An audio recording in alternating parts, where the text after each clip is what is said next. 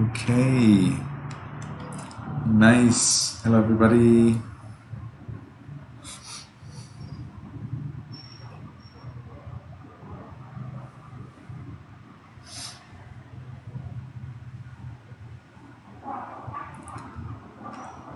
So, Sandy or Yasa, do you have access to the Viber group?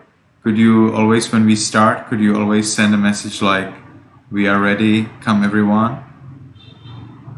Or the class is open or something like that? Yasa, what do you think about it? Do you have access to the Viber group? I don't have access from the group myself. I just hear from it from my mom. Uh-huh. And Sandy? Yeah, I don't have access to it either. I see. Is it because you don't have the device or just because you were not added yet? I could access it from my mom's phone right now. Right now, okay. So could you access it and tell everyone class is open?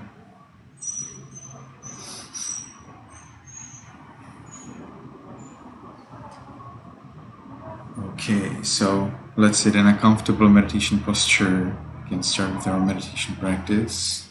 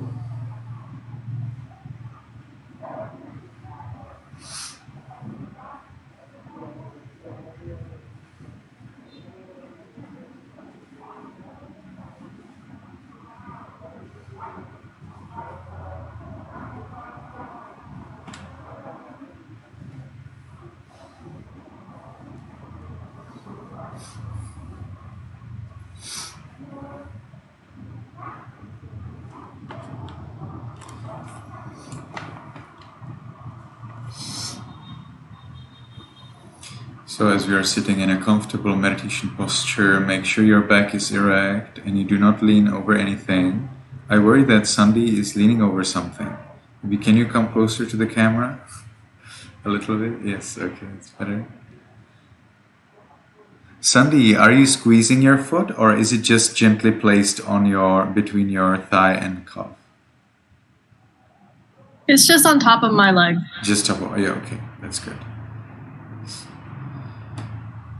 All right, so we can cast the sight down and make the first determination in our minds voicelessly from now on for 15 minutes.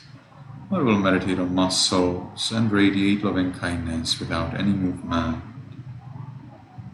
From now on, for 15 minutes, I will meditate on muscles and radiate loving kindness without any movement. From now on, for 15 minutes, I will meditate on muscles and radiate loving kindness without any movement. And with that determination, we can gently, lovingly notice the flat piece of flesh at the top of the head. We allow it to be heavy and changing.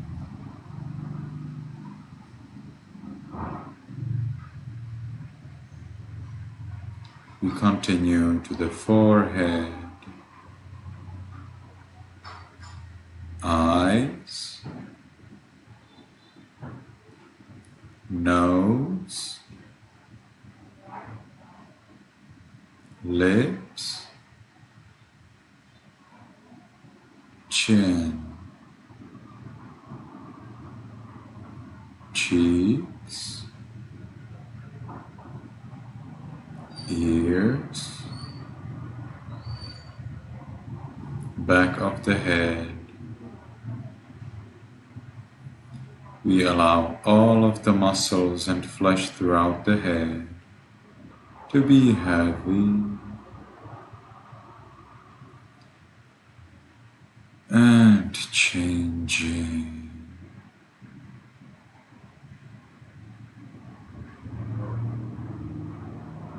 We continue to the neck, shoulders, arms, elbows,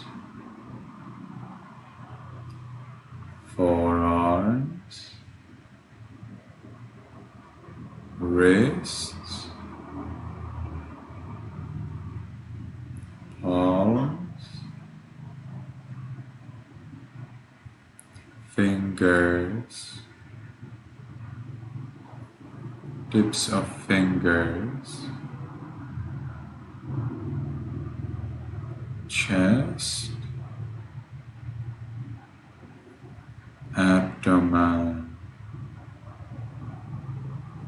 back. We allow all of the muscles and flesh throughout the upper part of the body to be heavy and changing.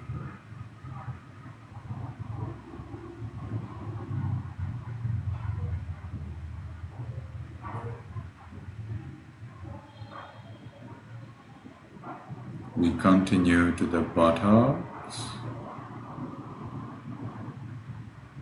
thighs,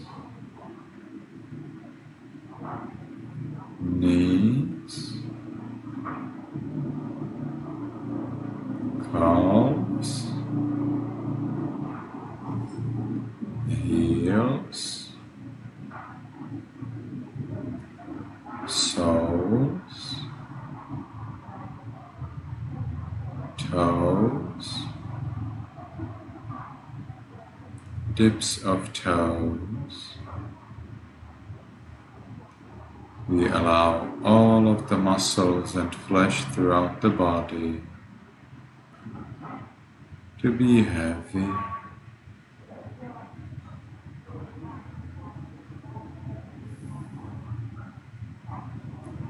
and changing.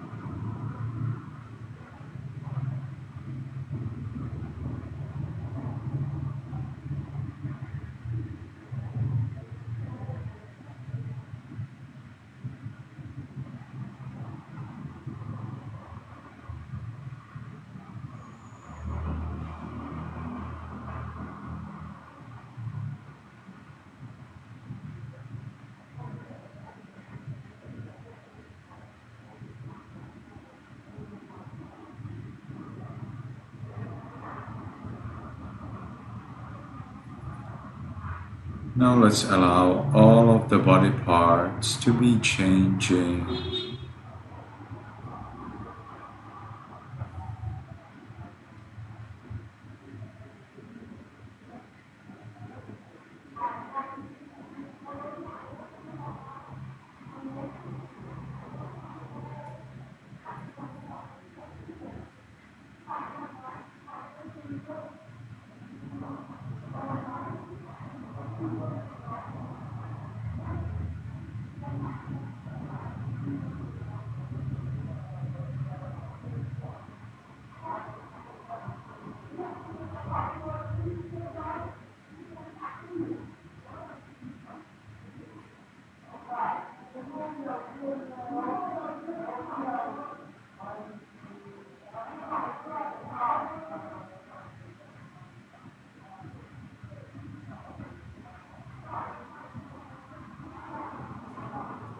Now, as we have given the freedom to the body to be the way it is, we ourselves achieve freedom from worry about the body.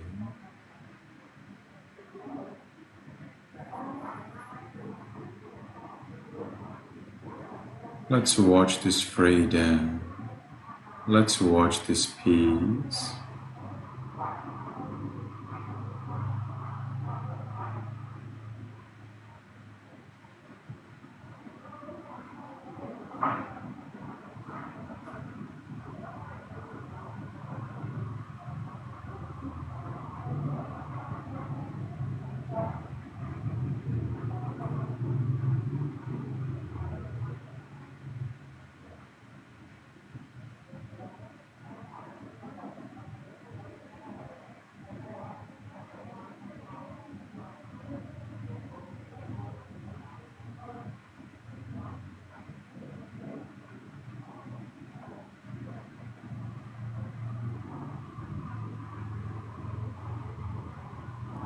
Now, as we have grown our peace, let's share it with other living beings. In our minds, voicelessly, we can wish, we can allow. May all beings in this room be in peace.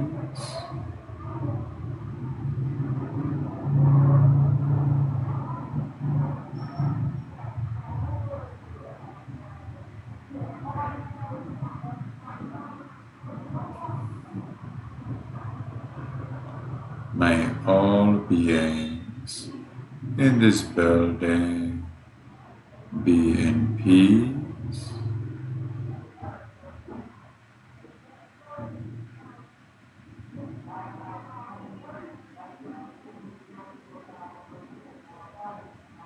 May all beings in this city or village be in peace.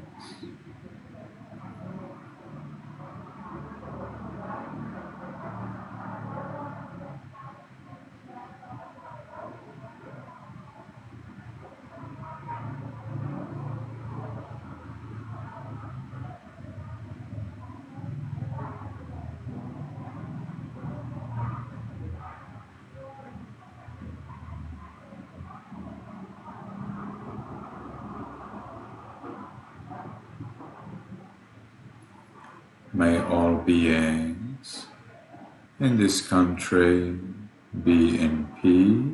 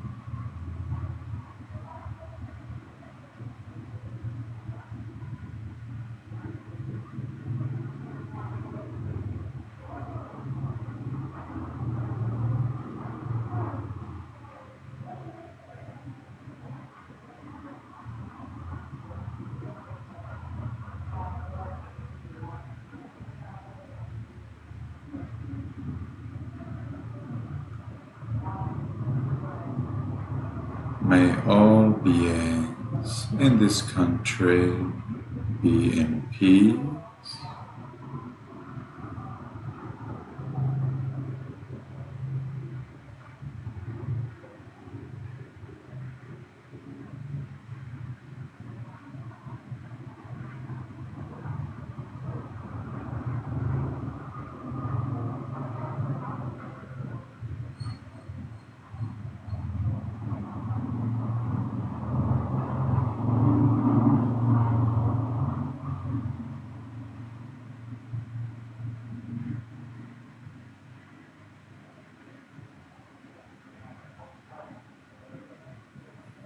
May all beings on this continent be in peace.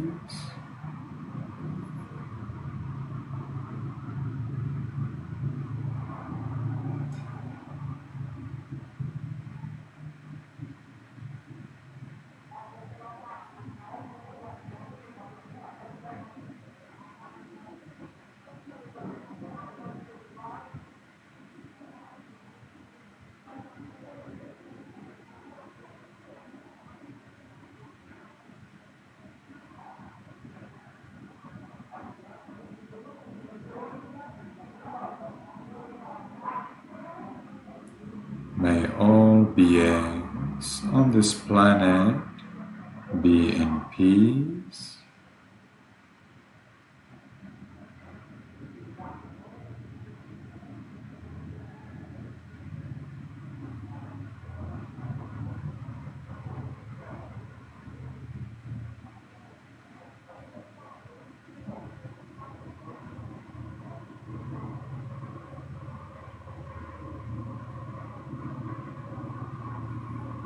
May all beings, including me,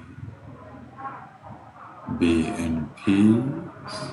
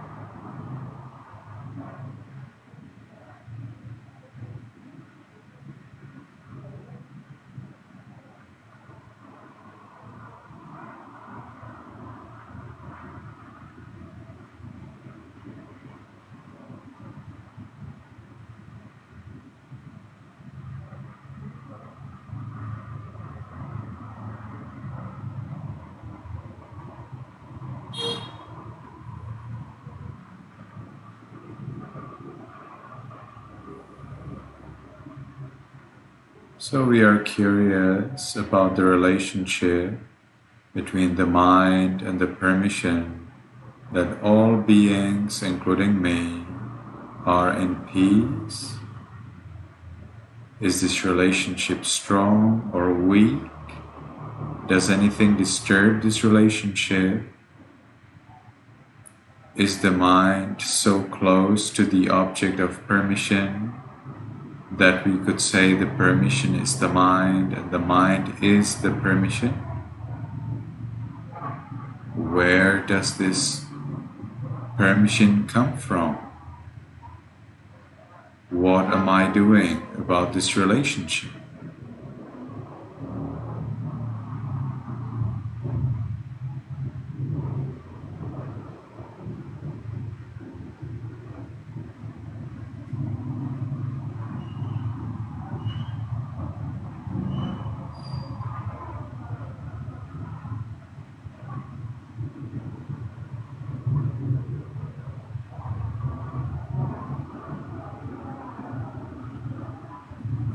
Now, because the time for this sitting is finished, let's make the last determination in our minds voicelessly. From now on, I will always be calm. From now on, I will always be calm. From now on, I will always be calm. And with that determination, we can slowly, mindfully change the way of our sitting.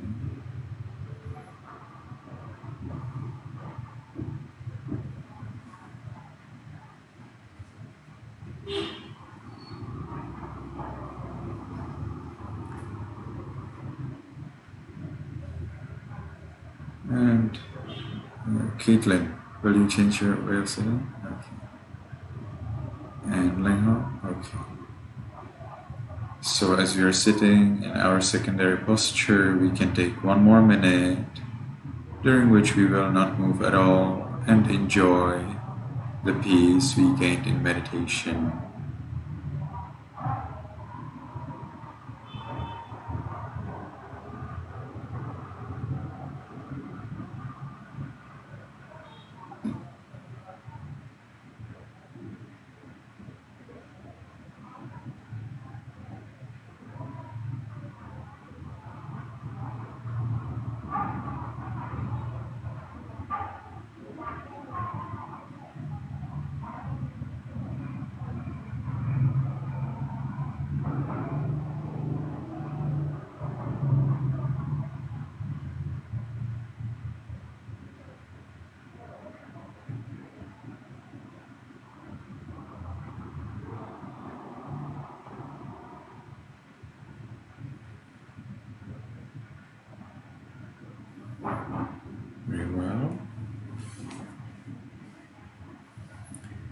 So today I will give you 3 refuges, 5 precepts in the Burmese pronunciation.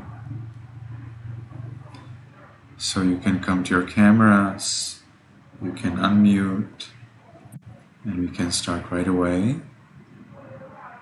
Now because you already know it very well, I will be showing you the paper and we can start. Langhom, you can unmute yourself. Yamahang vadami tang vade.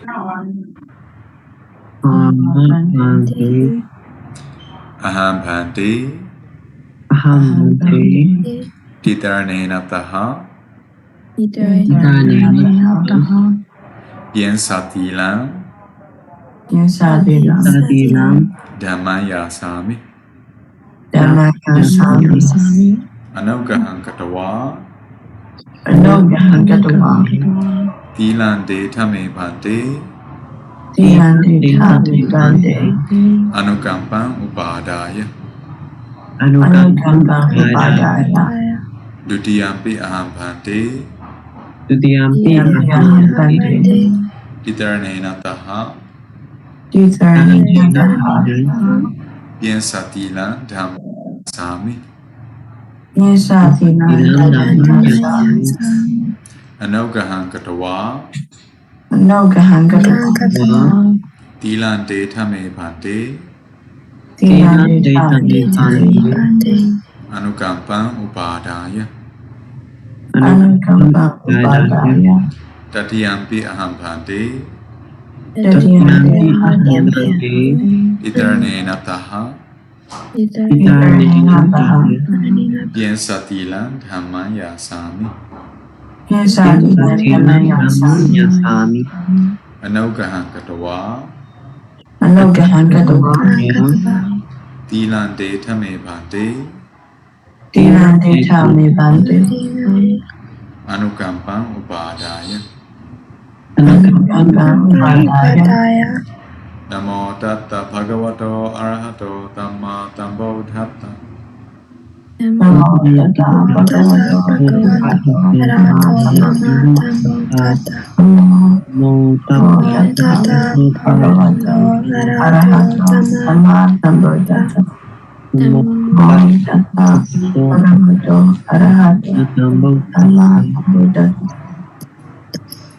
Very well. Bodhan dharanang gissami, dhamman dharanang gissami, sanghan dharanang gissami.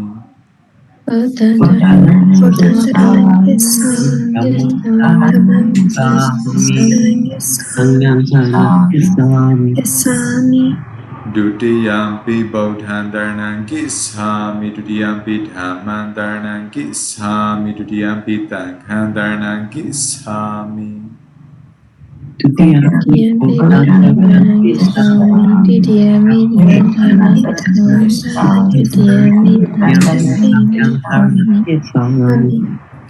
Dharanaga, okay. Tatiyampi bodhan dharanang gissami, tatiyampi dhamman dharanang gissami, tatiyampi sanghan dharanang gissami.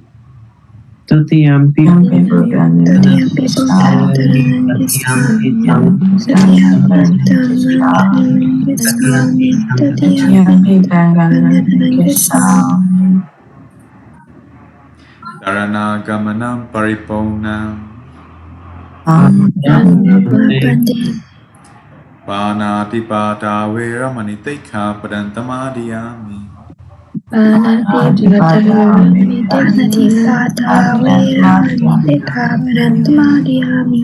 Adena dana veramani sikkhapadam samadhiyami.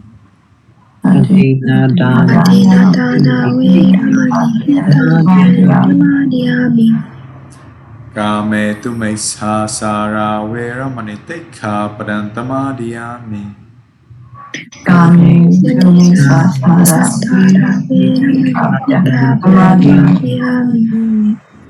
Let's be careful about this A.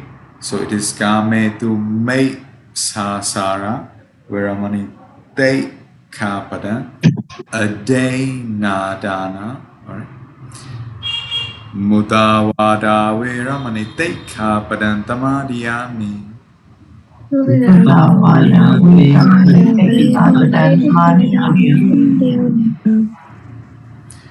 Dura Meraya Mizapamada Tana Veramani Tekha Padantamadiyami. Durame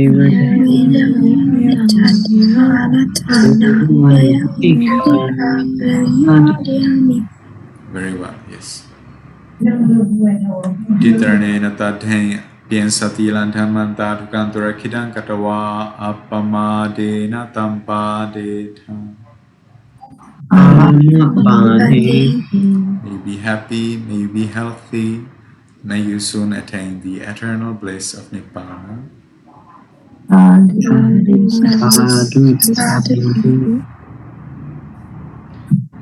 So let's move on to the homework right away.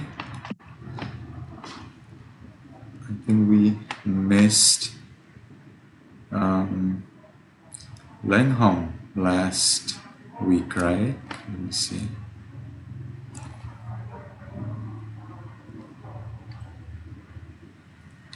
Leng Hong. Okay. No, I'm looking at something. Yes. Leng Hong, you didn't come, but I saw your homework, so it's fine. Everybody always remember, if you do your homework and you don't come, it's totally fine. All right? If you come and you don't do your homework, it is not fine. Okay, so it's the homework that's the main thing. Everything else is secondary. So let's look at the story. So first, I would like to hear from Amao, your summary. Your favorite sentences, 21 to 40 of the introduction to Dhammapada commentary.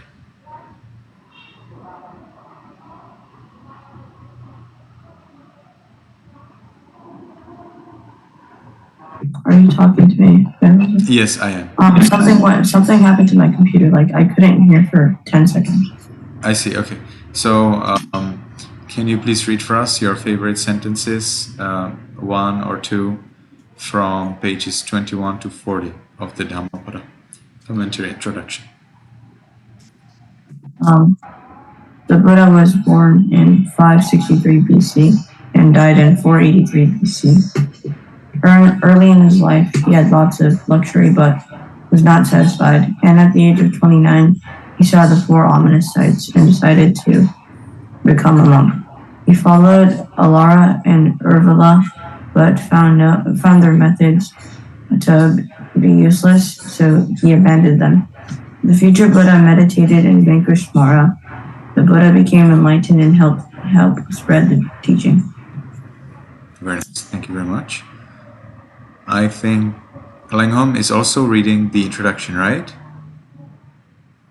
Which pages did you read? Which pages have you read last? I read till 40. Till 40, super. So I will be listening to your favorite sentences. The Buddha died in 483 BC near the city of Kusinara, his end being hastened by a meal consisting of truffles. His body was cremated with pomp and ceremony, and his relics were divided among princes and nobles. Yes, very well, thank you. So let's move on to the stories.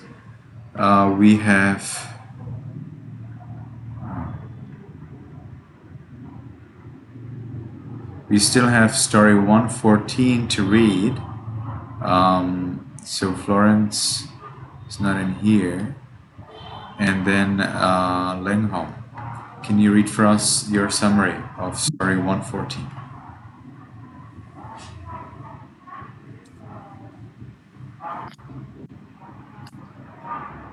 The one about the holiday? Not sure what's the name of the story.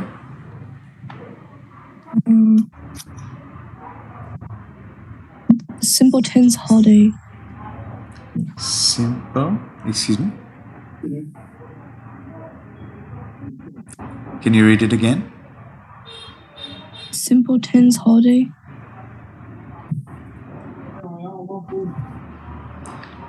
I can't think of anything that sounds like that.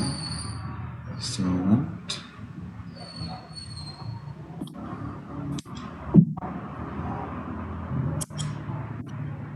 Two brethren. 114. Two brethren. Oh, I think I read the 2, 4.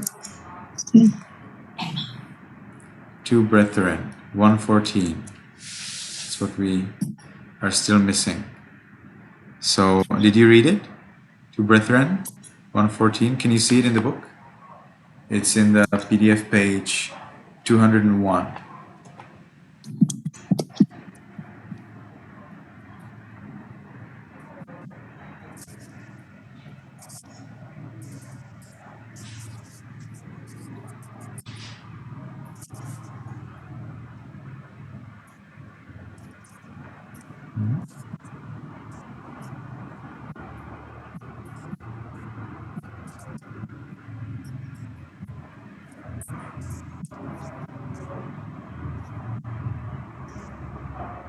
Oh, I think I read the wrong one. I see. Okay.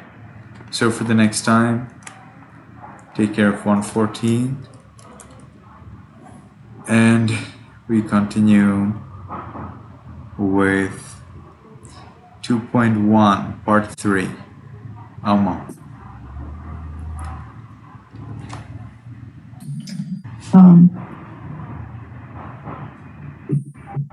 Hold on. I got it. There was once a treasurer named Bhadavatia, and he was friends with another treasurer named Gosaka. Although the two treasurers had never seen each other, they exchanged presents.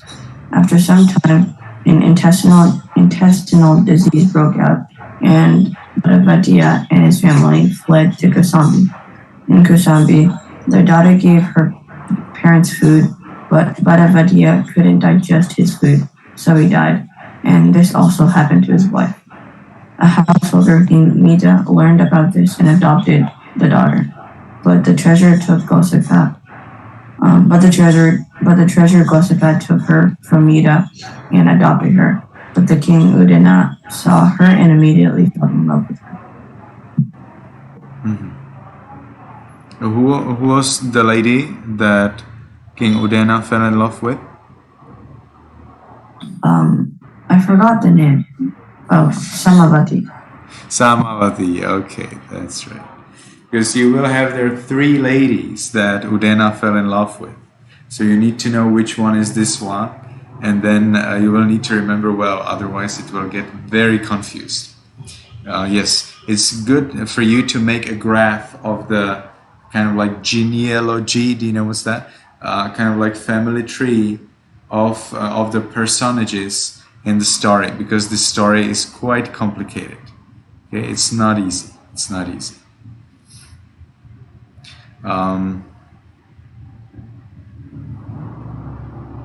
What about if I ask, who of you would like to do it? If you would like to do it, I will not give you anything else to read. You would just read this. Well, you would be reading the story, but you would be making, a graph of the personages, kind of like, the tree, like the Buddha and Samavati and Vasudadatta and Magandiya and Gosaka and who was this person that you just said? You were talking about these two friends. Who are they? Bhadavatia and Gosaka. Bhadavatia and Gosaka? No. Gosaka. Okay. So whoever they are. So you would make a kind of like graph. Have you ever seen a graph like this? If you did, you can nod your head. No, only Alma? Caitlin, you have never seen a family tree graph? You have, you see? And the others also, right? Lenghom, have you ever seen a family tree graph? Yes, you did? Okay, Yaza? You not sure. Okay. So a family tree graph, if we could have, a kind of the graph of the personages in this story, that would help. And the one here who would be doing it would get a very special skill that may be useful for you later if you read some other stories and want to understand them. So who would like to do it? Is there anyone who would be interested in doing it?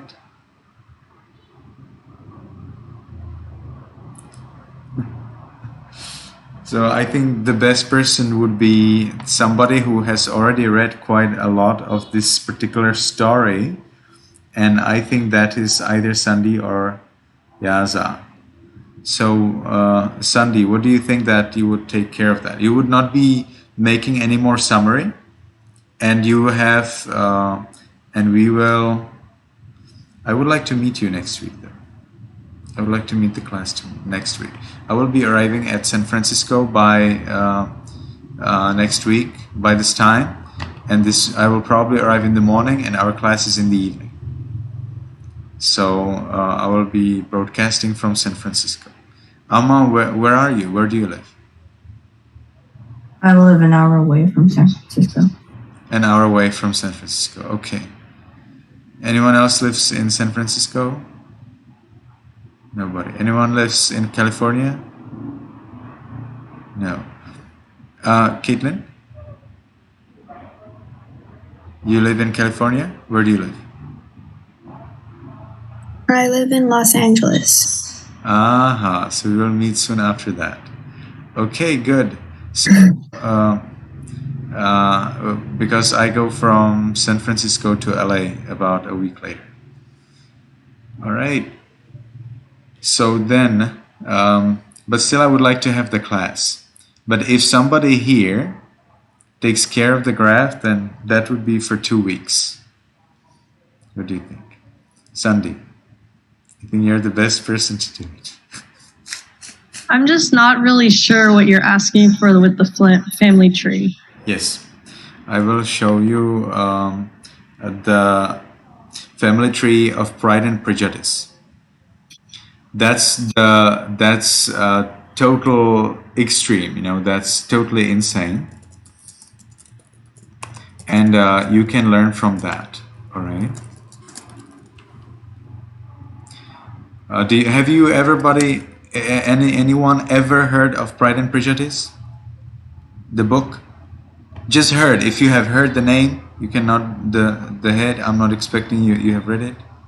Almo, you have never heard of it? No. Yaza, never. Sandy, never. This book is a kind of like cultural, you know, bestseller. You know, it's something like it's part of the culture of English people. It describes you how relationships work or don't work among the adults, and it's a kind of classic. You know, it's a classic. Classic means that it's an old art that everybody is supposed to know. All right. So Pride and Prejudice, it's a book, and so I suggest to everybody to just, you know, Google it in YouTube, Pride and Prejudice. Look at that. It's just that simple, Pride and Prejudice, and just watch 5 minutes, 10 minutes video about what is this book about. That's totally enough. You don't need to read it. I personally think it's absolutely useless to be read, but you need to know what it is about, you know, so that when somebody says Pride and Prejudice and you say, yeah, I've heard about it, you know, because if you say, I have no idea what you're talking about, well, then you happen to be a cultural barber. Barber means like barbarian. In Czech we say barbar. So barbarian, you know, cultural barbarian. Okay, so let's look at some family trees. So this is a family tree, okay, of Pride and Prejudice. Pride and Prejudice, this is an extreme. And you see, this is how it looks when it's extreme. So you have there some people, they're married, then they have some child, and the child has some other child, and then there are some friends and some other connections and other things, so that this graph helps you understand who plays what kind of, you know, role in the story. Is it clear, Sandy, what I'm talking about? Yeah. At least a little, yes. Doesn't need to be perfect, you know. It's a skill that you need to acquire. It's not something that you're a master in and you'll just draw it within 5 minutes. it's something you probably may need to study a little online. You see, here we have a little more complicated one. So here we have, well, that's not a good picture anyway.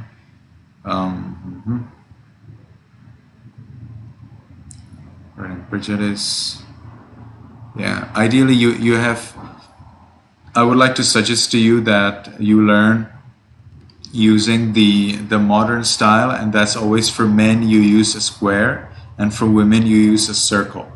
All right, and when they have a child, you draw a line between them. So you make a square inside the name of the person, then the circle inside the name of the woman, if you know them. If you don't, just keep it blank, all right, to make it more obvious that, so we know the father, we don't know the mother from the story. You can make a line between them, and then from that line in the center goes down the child. I will show you how officially is made family tree. It's a art, you know, it's a really skill that you can separately study. But again, this story is definitely not as complicated as Pride and Prejudice. It would be a joke to say that they're comparable.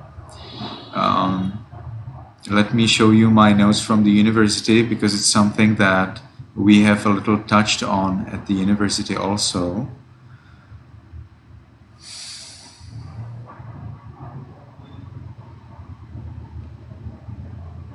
It is used in the so-called family systems therapy. When you go to a counselor or to a psychologist, some psychologists suggest to you that you are mindful, you know, and that you meditate, and that you consider your attitudes and your history and things like that. But some counselors use a different technique, and it's called family systems therapy. And in family systems therapy, the psychotherapist will ask you to bring over all of your family members, and they will draw your family tree. And then they will try to find out, why do you have depression, or why are you alcoholic, or whatever is the problem, if you have it, based on your family history, thanks to that so-called genogram. All right, I'll write for you, genogram. Okay, so I will show you my notes, and so you will see an example how an official family tree would look like. So there are quite a few. This one is something that I expect you to do, Sandy. So here you see Joseph and Emma were married. Now Joseph died, so you use this kind of whatever, this radiating lines. Then you see in the middle, you see the child. You know, Oris is the first child, Frank Senior is the second child, Seth is the third child. Okay, Frank Senior and Engie, they were married in 1962. They had 4 children: Judy, Frank Jr., Stan, and Carl. By the way, this genogram is the genogram of Stan. We are here talking concentrated on Stan, okay? So then Stan provided information to the psychotherapist, and this is what the psychotherapist could draw based on the information from Stan. Now, a triple line means that they're very, very close to each other, all right?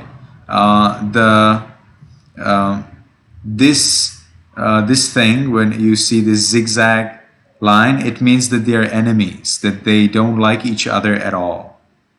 All right, that they have a serious problem. Zigzag line. All right. Then when you have these dots, for the time being, to simplify, understand it as that they don't talk with each other much. That the relationship is, you know, not close relationship, like not really a problem, but you know, they don't really speak with each other. Okay, Carl and Mary, when you have this how do you call it, a dashed line or whatever, this kind of line indicates that they are in a romantic relationship. but they are not married. And this shaded lower half means that they have a problem with alcohol. So from this graph, this is an example case. This is not a real case. And so you can see here that Tom, Martha, and Margie had problem with alcohol. Then Angie got married with Frank. The full line means that they got married. And he had problem with alcohol. All right? Like they are not like really enemies that they would be hitting each other, you know what I mean? But they are like not happy with each other too, in the way that a man and woman, when they meet each other the first time, are happy with each other. So not at all. So they're quite disappointed about each other up to some extent. So we can see the Frank had problem with alcohol, and then Stan had problem with alcohol. So the idea of the counselor, of the psychotherapist, is that maybe Stan is suffering due to alcohol because there were quite a few people who had problem with alcohol. All right. Also, it's very interesting that Angie, while Angie had no problem with alcohol, he got married with an alcoholic. Could it be connected to the fact that the rest of her family has now problem with alcohol? Hard to tell. All right. Now it's interesting that Frank is exactly the opposite. Do you see? All of these have alcohol problem. Angie doesn't. Frank, nobody has alcohol problem. He does. I find that quite interesting. But it's an example. Doesn't need to be a real case. So it would be good, Sandy, if you can make these connections, and you will probably have to make several, family trees, and then make these connections to show. And on those lines, you can write, what was the relationship. For you, Sandy, is a little more complicated, and we don't have the example, and that is the past life. Okay, how will you actually indicate past life in the family tree? I cannot really imagine, how to do that.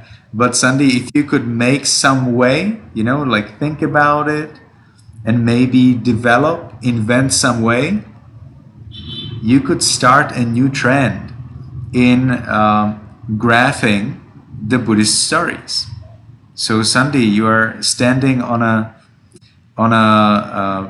you say brink, right? On a brink of new big development of the Buddhist theoretical studies. So Sandy, I think this is worth it. What do you think about it? Okay. You will try. Okay, nice. I'm curious. So do you want me to make the family trees for each story and then connecting like past lives to each of them? Yeah, see how you can find out, because with the past lives, of course, it gets so complicated. Because you see these stories that I have shown doesn't show any past lives, obviously. So your task would be basically to invent a way how to do a family tree with the information on their past lives, because some of the people were connected in the past lives. You can use colors, see if you can somehow use colors, and you can have like several graphs, and they can be connected by colors, by the similarity of the colors, So for example, in one graph you have color for each like the main person, and then in the new graph you have different names and different things, but the colors are the same as in the previous graph, so it's immediately visible. So I have just now invented a solution, but I would like to ask you, Sandy, to see if you can find a better solution or something else, whatever you find out. Okay. What stories do you want me to just this connect, one? or just this one, 2.1, because the other 2.1? complicated. Yes, just 2.1, because it's very complicated, and I would like to have that kind of graph. I'm so curious. I would like to see it. Okay, it will help, I think, everybody here who are reading this story, because the story is extremely long, and things get very complicated, and you need to remember the percentages, otherwise you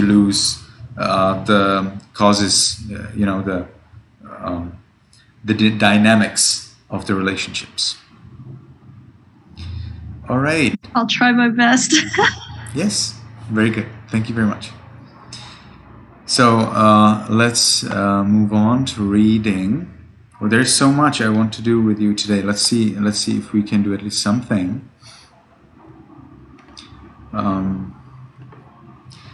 So 1.4, we can do that. So let's 2.1 part 3. I have heard it from Alma. What about 2.1 part 4, Yaza?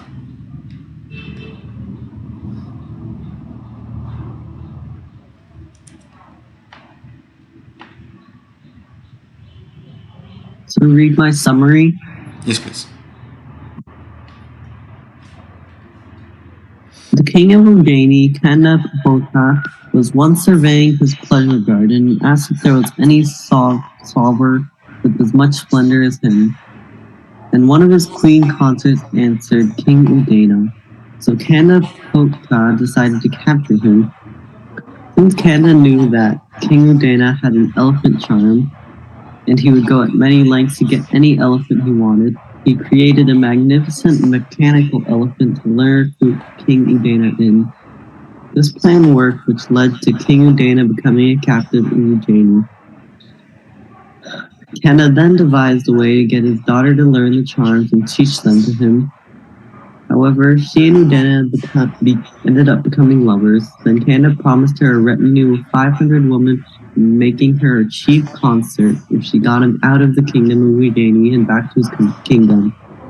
And so she started finding a way for both of them to escape. Yaza, I think you are not reading one name correct. Is there something like C-A-N-D's or something like that? I think you read it like Kanda. Yeah. How do you spell it? C-A-N-D-A. C-A-N-D-A. Janda.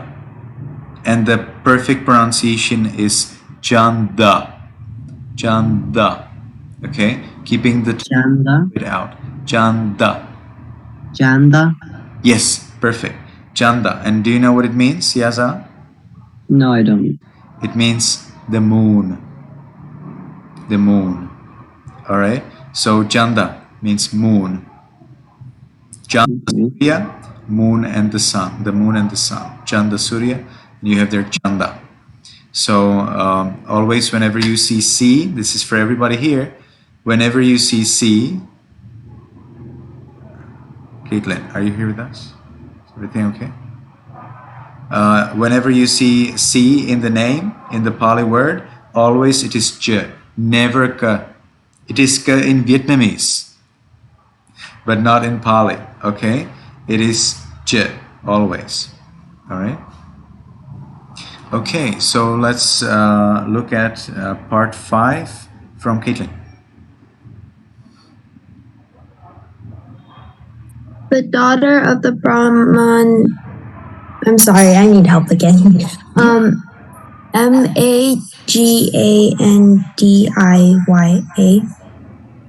Magandiya. The daughter of the Brahman Magandiya was another so maiden that's short. who. If it is a man, it is short. Magandiya. And that's, it seems that you will have there.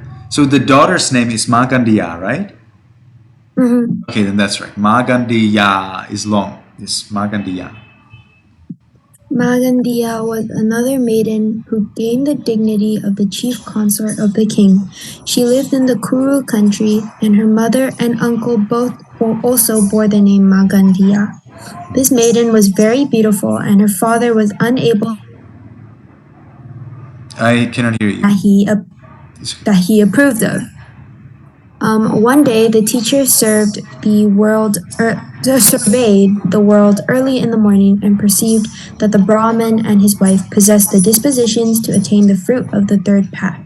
So he took his own bowl and robe and went to the Brahmin, who was tending the sacred fire. The Brahmin proposed that the teacher is suitable for his daughter and that they should marry each other. When the Brahmin found the teacher to hand him the maiden, the teacher told the Brahmin how Mara had pursued him from the great retirement under the goatherd's banyan tree.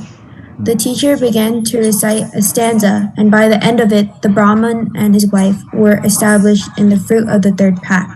Her mother and father took the maiden and committed her to charge of her uncle, who soon retired from the world and attained arahatship.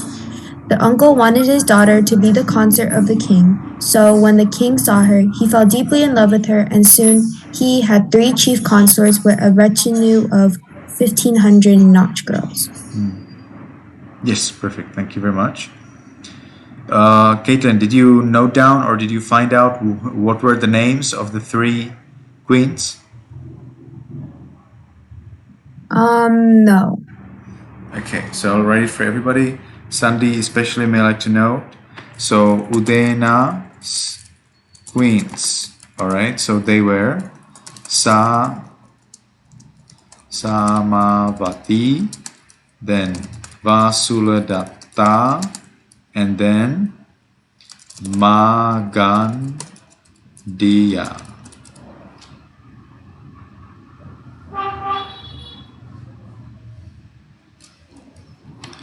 Alright, so let's look at 6A from Yamon.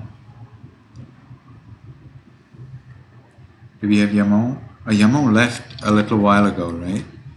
Let me see if she has done the homework.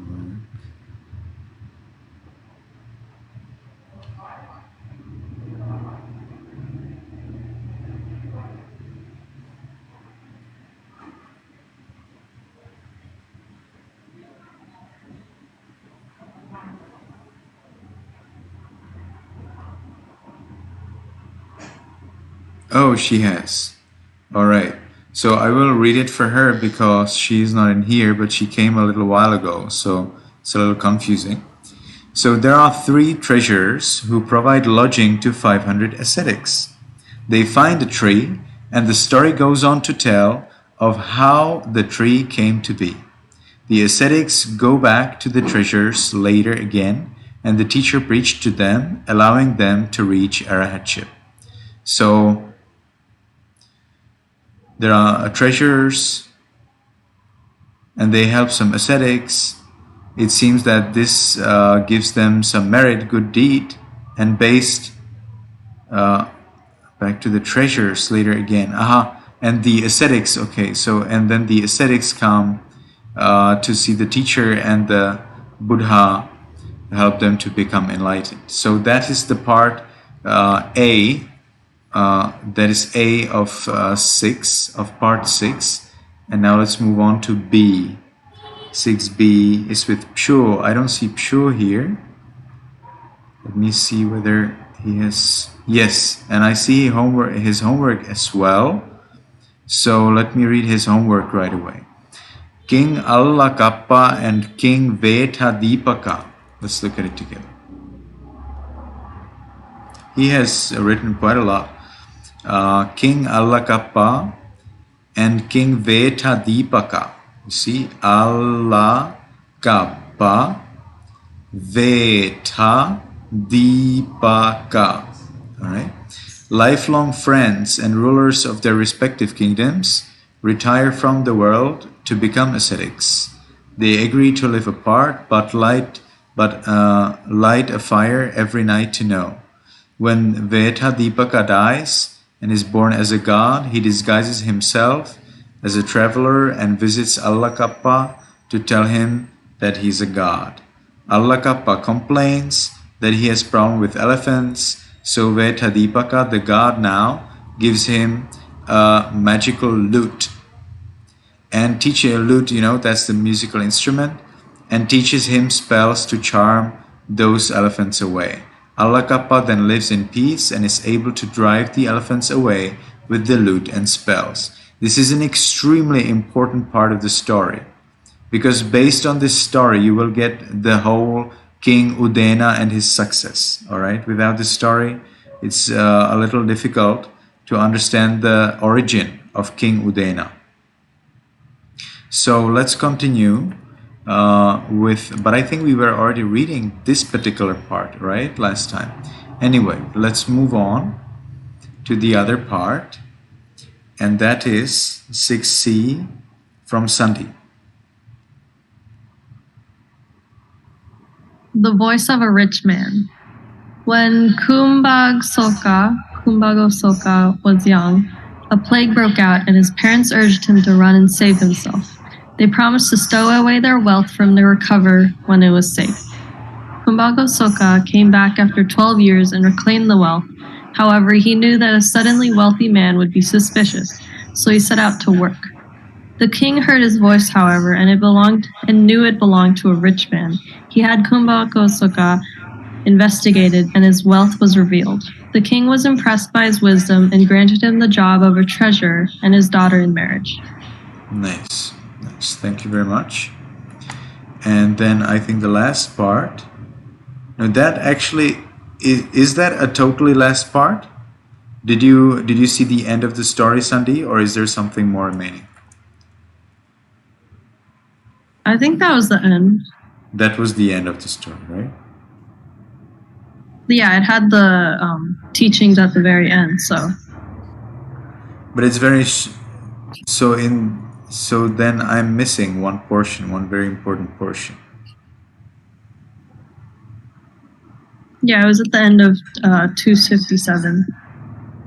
I'm missing the portion of Samavati or Magandiya trying to kill the Queen Samavati. I'm totally missing that portion. There was something about it, but that's something else. And I'm totally missing the story where Samavati was killed in the end by Magandiya's uncle. I didn't hear it. Did anyone hear it here? Somehow we have missed it. I don't know where. Doesn't matter, I will tell you. So it's very simple. Samavati, somebody told us about how the parents of Magandiya. Oh, that's Caitlin. Caitlin, you told us that the parents, they became monk and nun, right? And they assigned their daughter to the uncle, and uncle then got the daughter married with Udena, right? Caitlin, that's what you said, right? Caitlin, are you here with us? I'm sorry, I was trying to fix my computer. I couldn't really hear. Okay. And now can you hear me? Yes, I can. Super. So I said that you spoke about how the father and mother of Magandiya became monk and a nun, and they entrusted their daughter to the uncle, and the uncle married the daughter to the king Udena. So that's the daughter Magandiya. Now you didn't tell us something important, Caitlin, and that is that Magandiya was angry with the Buddha. Now when the Buddha was teaching the Dhamma to the parents of Magandiya, he actually explained to them that he will not get married with Magandiya, who was ready to get married with the Buddha. She was ready to get married with Buddha. And the Buddha rejected her. He said he would not even touch her by his foot. All right? And then Magandiya got angry. The father and mother became enlightened because the Buddha said this, but Magandiya got angry. And then a large part of the story is based on the anger of Magandiya, because Magandiya tried to make trouble to the Buddha. She explained to the villagers that they should not give anything to the Buddha. So then the people were angry with the Buddha and with the monks. Venerable Ananda said, "Oh Buddha, let's go to other place." And the Buddha says, "And if the people are angry with us in the other place, what shall we do?" And Venerable Ananda says, "Well, then we will go to another place." And the Buddha says, "No, we will not go anywhere." So they didn't go anywhere. This is a cultural thing. Now in the Buddhist countries, when somebody is blaming you, you are supposed to stay. Okay, be careful. That's inspired by this story. All right. Culturally, in Myanmar and Sri Lanka, if somebody is blaming you, you are not supposed to go. You're supposed to stay, and that's the proof that you are right, that you didn't do anything wrong. Okay, it's coming from this story. Then Magandiya saw she cannot do, because after 7 days nobody cared anymore about Magandiya, and they were again supporting the Buddha. then Magandia was thinking, how could she, revenge the Buddha?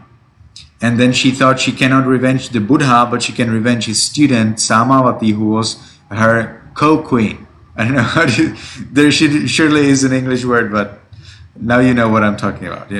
Co-queen. All right, because there are three queens. One is Magandia, one is Samavati, and Samavati was a student of the Buddha. So Magandia thought she must kill Samavati, to revenge herself for the Buddha's. Well, for her that was an insult. Magandia felt insulted. She felt hurt after what the Buddha told her. But the Buddha said it because he knew that her father and mother will become enlightened. So for the Buddha, the enlightenment is more important. And what he said is not really an insult. You know what I mean? He just said, I would not touch this lady even by my foot, even by my toes, because I can see the repulsiveness of the body. And therefore I will not get married with her.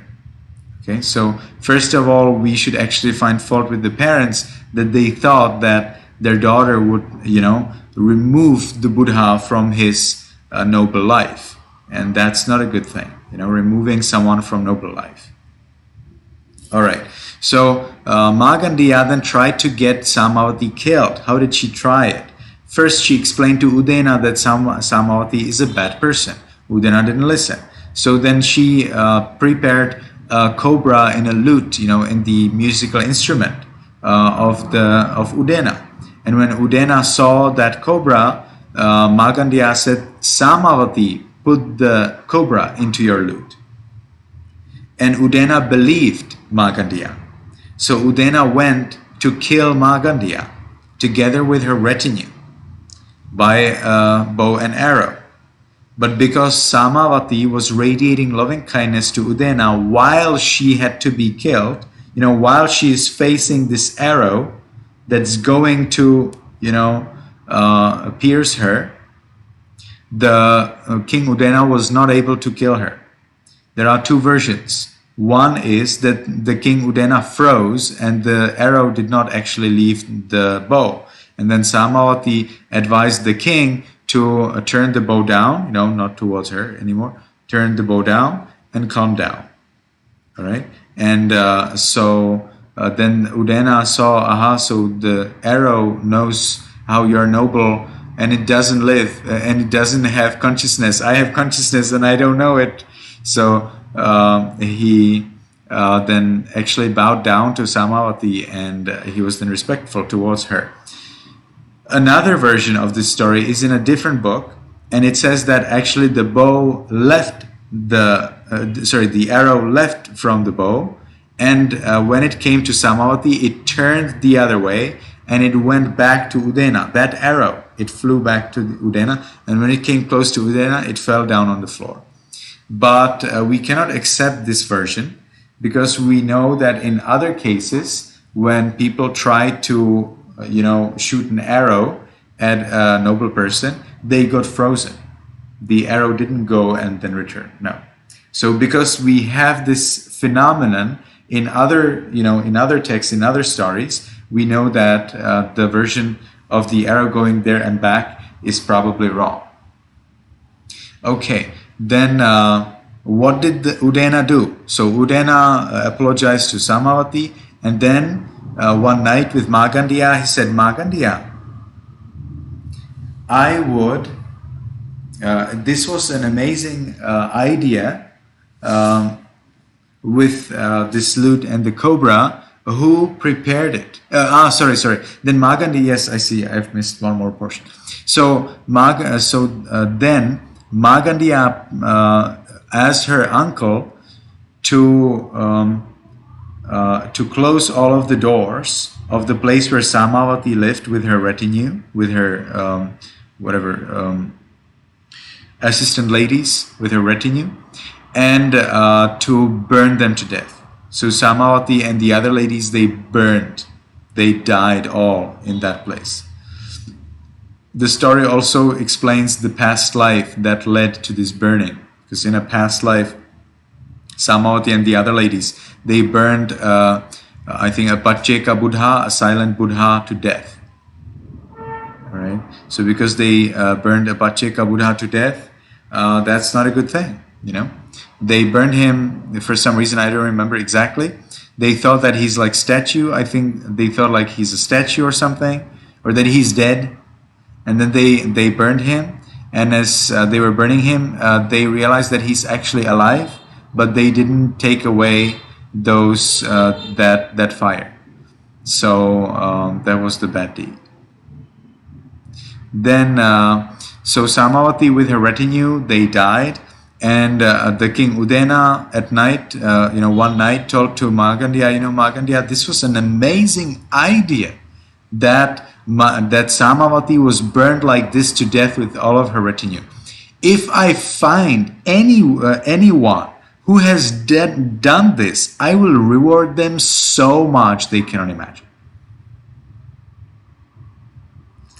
And Magandia said, well, dear king, it was me. So then the king prepared the reward for Magandia. Magandia invited 500 of her relatives, and the king dug them all to the ground until the head, and then he spread grass over their heads. He got that grass burned, and then he took plows and he plowed those heads. He killed them all. And Magandia was not there. Was not one of those in the ground. He took Magandia, sit on a chair, and he asked, I think, the barber or someone to cut off pieces of her flesh and eat her own flesh. So that was Magandia's reward for killing Samavati. Okay? You may wonder, so why did the king tell Magandia that he will reward? Because that was his trick, to find out who killed Samavati. Because he was very sad that Samavati died. All right, but he wanted to find out who killed her, so he had to make a trick, All right, so now you have learned about the story. Does anyone have any question about the story? Nothing, everything seems to be clear. Okay, I suggest to you all to read this story. Like, I think the 1.8, this 2.1 are very important stories for you. 1.8 to understand the Buddhist philosophy or Buddhist history, and 2.1 to understand the cultural,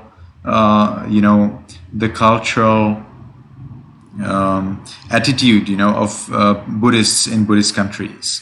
So there are some little things, some little points which are very inspiring to the Buddhist cultures today. So you may like to read it. I personally don't find the story useful, except when the Buddha is talking about irrepulsiveness of the body. But otherwise, like, it's just how to say that? It's a drama. It's a drama story. You can make a movie of that. And I think somebody maybe has done it, but I don't know about it. All right, so that's all for today. I wanted to show you facial muscles before we finish. Some of you already for several years have been meditating with me. All right, some of you already for over several years have been meditating with me, observing muscles, but I have never shown to you those muscles. Have I ever shown to you those muscles? Yaza? No? And Amal? You did a little today, before this class started. Yeah, you saw it a little before. So I will now show you facial muscles. It will take about 3-5 minutes. I think we can make it. So let's see. I have the software open because I was showing it to the grade 3.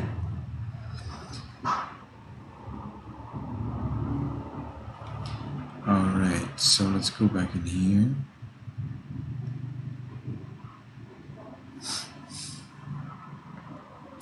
So can everybody see the skeleton?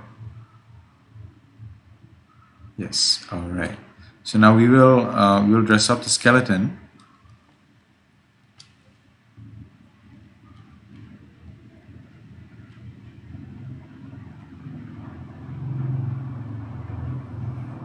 One more. Good. So when we meditate, we start with the top of the head. All right. So now I will show you how does this flat piece of flesh at the top of the head look like.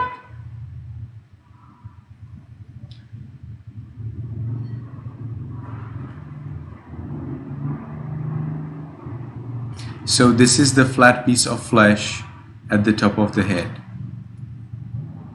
Okay. Now, as you can see, the forehead is an integral part of that flat piece of flesh, and the back of the head as well. But we take it by pieces, and we first start with the top of the head, then we move to the forehead, which is different. How is it different? Then the forehead can be stressed and relaxed, whereas the top of the head cannot. So it's not really a muscle.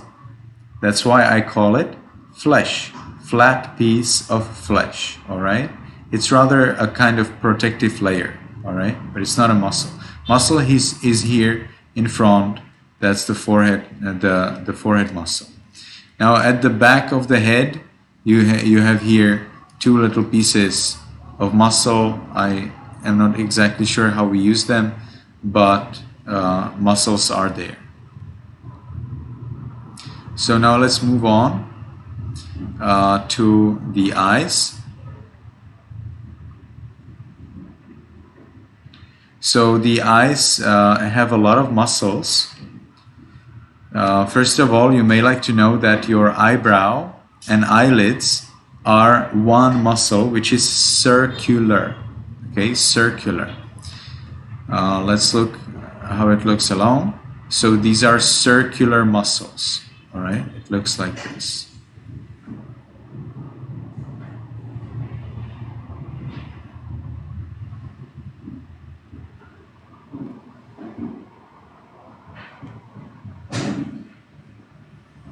Okay, now if we make this disappear, we'll see the muscles around the eyeball, and there are quite a few muscles around the eyeball which allow you the movement of your eyeball. So you see to the left, right, up, down, you know, without moving the head. So you can see, hopefully, here is one muscle. Let's look at it separately, like this.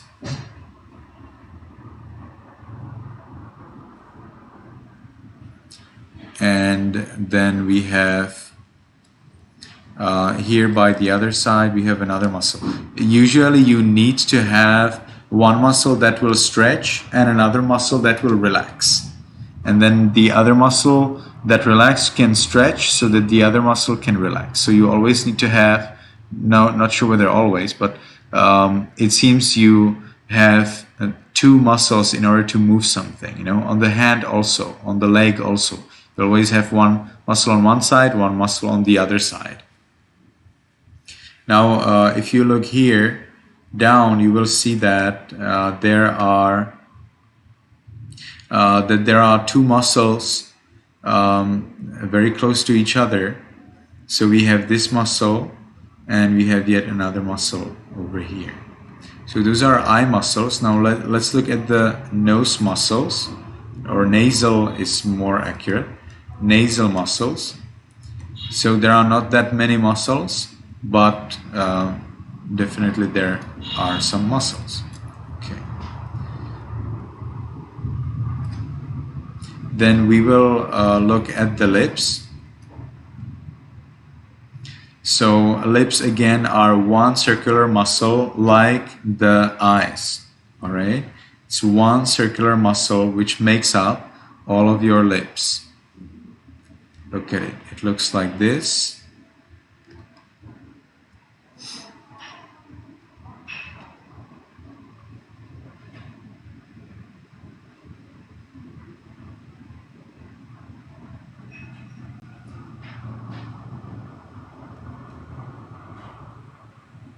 All right.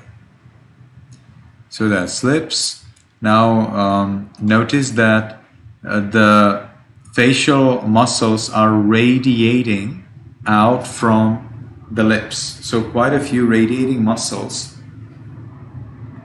But I would like to show you the masseter, which is the chewing muscle.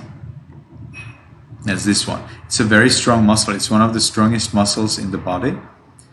And what it does is that it actually takes the jaw, the lower jaw, and it makes the lower jaw beat the upper jaw. Okay. So if we look at it, if you look at the bones, then here we have the lower jaw, and this lower jaw beats over the upper jaw so that you can chew the feed, you can chew the food.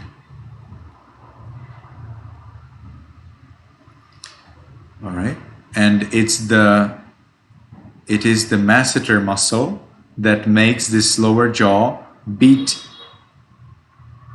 the upper jaw so that the food gets chewed. The upper jaw does nothing. All right, so that's all for facial muscles lecture. Anyone has any question about this?